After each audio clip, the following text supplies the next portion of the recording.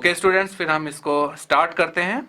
अब हम इसमें एनर्जी सोर्सेज में आगे आते हैं, और जैसा मैंने आपसे कहा था कि हम वोल्टेज सोर्स और करंट सोर्स को एक दूसरे में कन्वर्ट कर सकते हैं। सपोज हमें एक वोल्टेज सोर्स दिया है तो उसको हमें करंट सोर्स में कैसे कन्वर्ट करेंगे, हमें करंट सोर्स दिया है तो उसको हम वोल्टेज सोर्स में कैसे कन्वर्ट करेंगे। ठीक है, इसको हम क्या कहते हैं, इसको कहते हैं सोर्स ट्रांसफॉर्मेशन।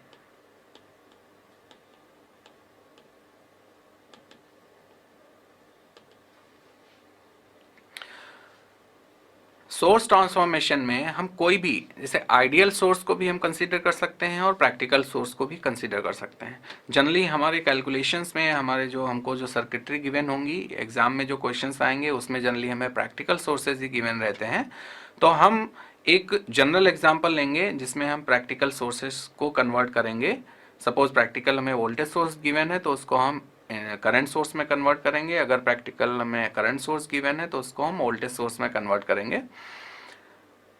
जब हम प्रैक्टिकल एग्जाम्पल लेंगे वो जनरलाइज्ड एग्जाम्पल होगा। उसमें आप क्या करेंगे कि इंटरनल रेजिस्टेंस को अगर आप रिमूव कर देते हैं, जैसा कि अभी हमने देखा एनर्जी सोर्सेज में कि प्रैक्टिकल सोर्सेज में होता क्या है, source with internal resistance is nothing but a practical source.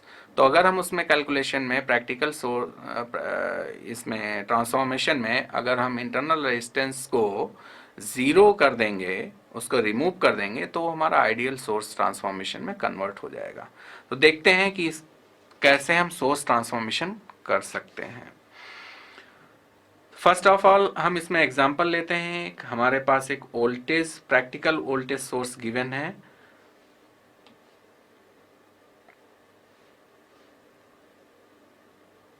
This is practical voltage source and at the output terminal there is a load resistance connected between A and B. Here B is a reference terminal always connected to ground.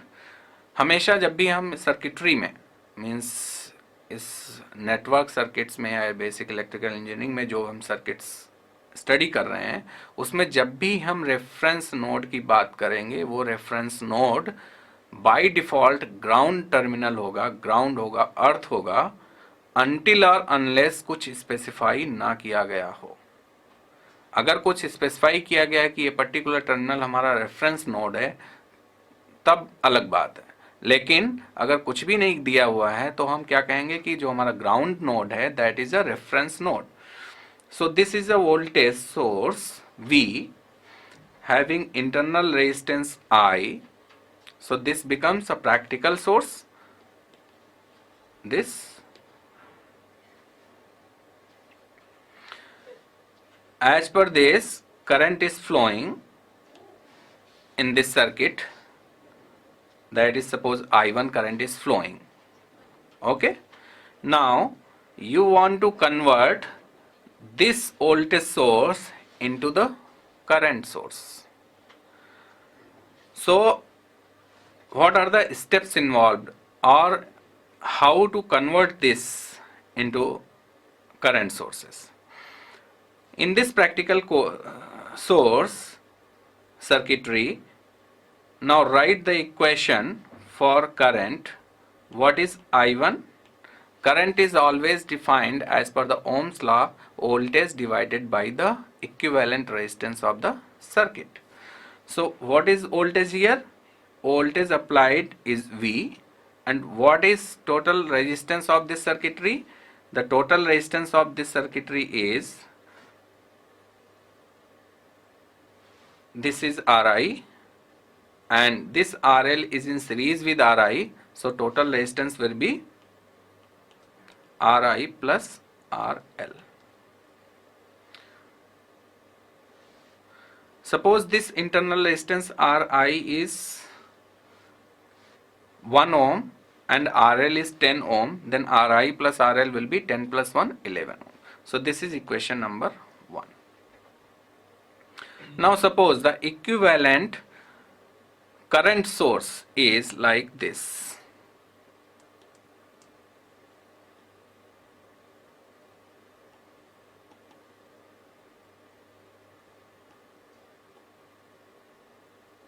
this is RL, this RI dash, and this current is I.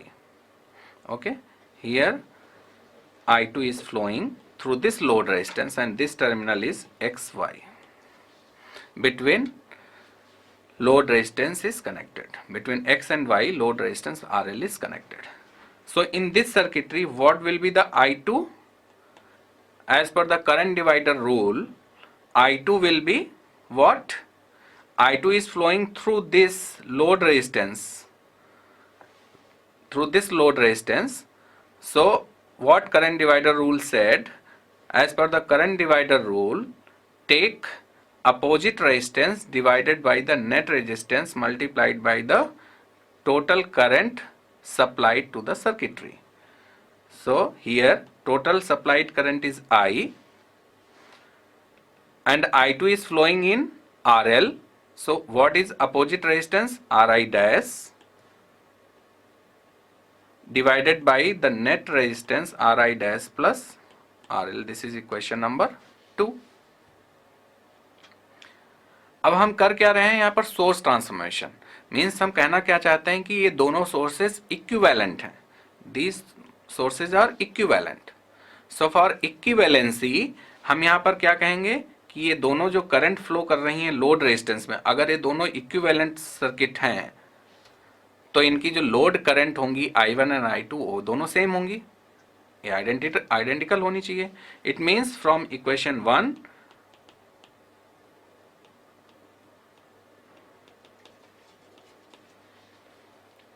ये दोनों equal होने चाहिए. अब अगर ये दोनों equal हैं तो ये जो वोल्टेज सोर्स V है ये किसके इक्वल हो जाएगा? Ri. ये जो वोल्टेज सोर्स है, if they are identical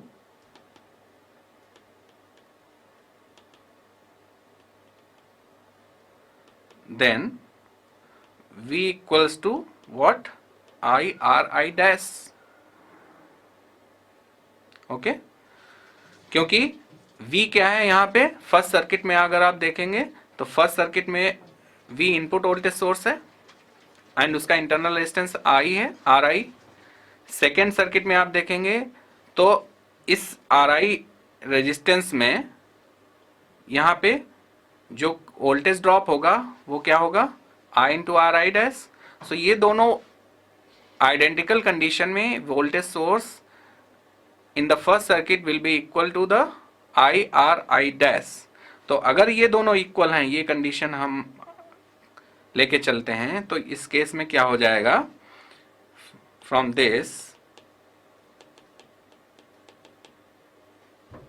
okay, so RL gets cancelled.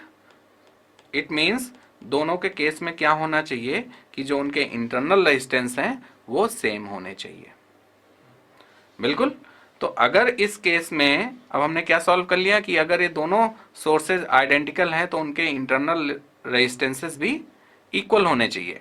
तो अगर उनके इंटरनल रेजिस्टेंसेस इक्वल हैं तो हम कह सकते हैं कि ये जो वोल्टेज सोर्स है सर्किटरी, फर्स्ट सर्किटरी, ये इक्वल होगा दिस सर्किटरी के, बशर्ते यहाँ पे जो ये Ri डैश है ये किसके इक्वल होना चाहिए?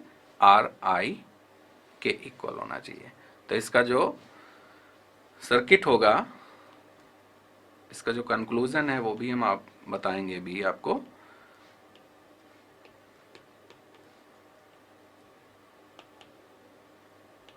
अब आप यहां पर देखिए, मैंने क्या कहा कि यहां पर इंटरनल रेजिस्टेंस क्या है? Ri. अगर इसको हमें करंट सोर्स में ट्रांसफॉर्म करना है तो आपको सिंपली करना क्या है कि यहां पे करंट सोर्स ड्रॉ करना है, क्योंकि यहाँ पर टर्मिनल वोल्टेज में पॉजिटिव टर्मिनल अप साइड है, नेगेटिव टर्मिनल डाउन साइड है, तो करंट हमेशा क्या होगी? Down to up side flow करेगी. तो ये करंट सोर्स हो गया. ये जो भी इंटरनल सोर्स यहाँ पर वोल्टेज सोर्स के इंटरनल रेजिस्टेंस, ये जो इंटरनल रेजिस्टेंस Ri है ये वोल्टेज सोर्स के सीरीज में कनेक्टेड है. तो जब आप करंट सोर्स में कन्वर्ट करेंगे इसको तो इस इंटरनल रेजिस्टेंस को आप किस करंट सोर्स के पैरेलल में प्लेस करेंगे. तो यहाँ पे आपको क्या करना है?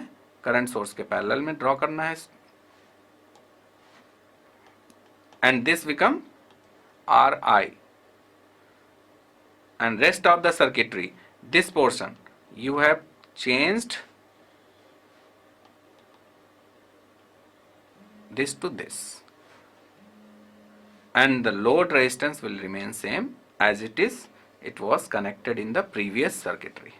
Okay, so this is the conversion from voltage source to current source. Similarly, if any current source is given,